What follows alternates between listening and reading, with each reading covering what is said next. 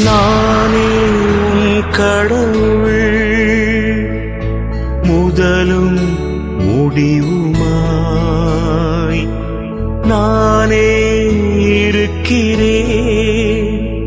என் மக்களின் துன்பங்கள் கண்டேன், அவர் மனம் படும் வேதனை உணர்ந்தேன். அவர் அழுகுரல் நான் கேட்டேன். நாடும் நலமும் வாழ்வும் வளமும் வழங்கிட மனம் உவந்தே